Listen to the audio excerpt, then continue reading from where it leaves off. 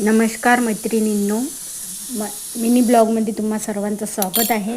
तर इथं बनवायला घेतलेली आहे मी कढी गोळे बनवणार आहे।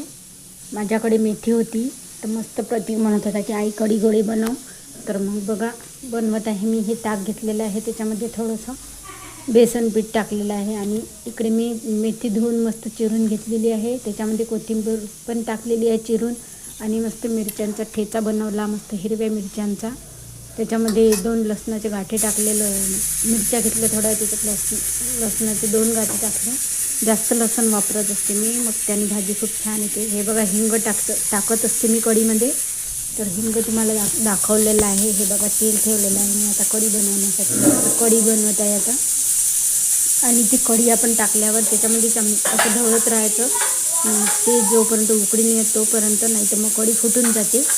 आणि उकळी आल्यानंतर जे आपण भिजवलेलं आहे ना ते मेथीचं मिश्रण, म्हणजे त्याच्यात बेसन पीठ वगैरे टाकून तर ते याच्यामध्ये गोळे टाकून द्यायचे आणि जोपर्यंत ते गोळे वरती नाही येत तोपर्यंत ते शिजत नसतात। आपण टाकल्याबरोबर ते खाली असतात, नंतर मग शिजल्यावर ते वरती येतात कढीमध्ये। तर आपल्याला समजून जायचं की त्याच्या वरती आल्यानंतर 10 मिनटं शिजू द्यायचं, नंतर गॅस बंद करून टाकायचा। तर असे मी कढी गोळे बनवत असते। तुम्ही कसे बनवत असता ते मला नक्की सांगा कमेंट्समध्ये।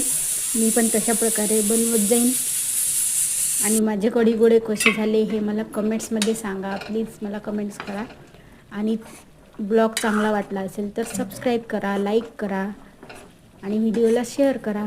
तर बाय।